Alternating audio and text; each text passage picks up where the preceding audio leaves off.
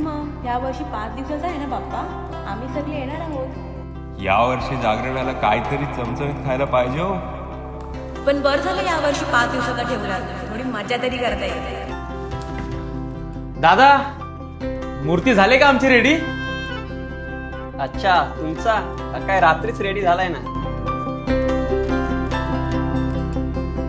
बाप्पा, फक्त थोडेच दिवस रे, मग मी तुला माझ्या घरी घेऊन जाईन. दादा, मूर्तीचे पैसे किती झाले? तुमचे 3,500 झाले. 3,500 पगाराचा पत्ता नाही आहे अजून.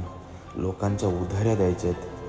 डेकोरेशन कसं करू काहीच समजत नाही आता. मी येतो दादा नंतर, तेव्हाच मग घेऊन जातो.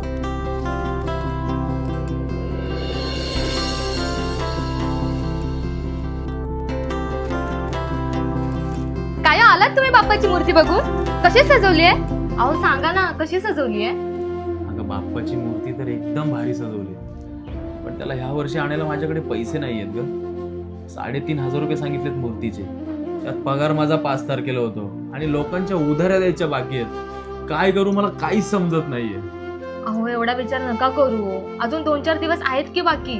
काही ना काहीतरी होईल सोय, तो करेल की मदत. आणि त्याचं लक्ष ना सगळ्यांकडे असतं. तुम्ही नका काळजी करू. आणि काही नाही झालं ना तर हे मंगळसूत्र ऐक. नाही हा. हे शेवटचं राहिलंय तुझं, हे नाही ठेवू शकत मी आता. तुझा गळा मला रिकामा नाही बघायचंय. अहो मला काय, काळा मणी गळ्यात असला तरी बास झालं. मला काय हौस नाही आली सोनं मिरवायची. तुम्ही बाप्पाच्या सजावटीच्या तयारीला लागा. त्याच्या मनात असेल ना तर ह्याच्यापेक्षा दुपटीने देईल. तुम्ही नका काळजी घेऊ.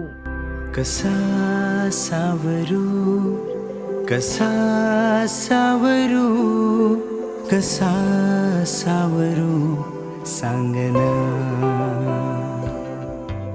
कसा सावरू, कसा सावरू, कसा सावरू सांगना.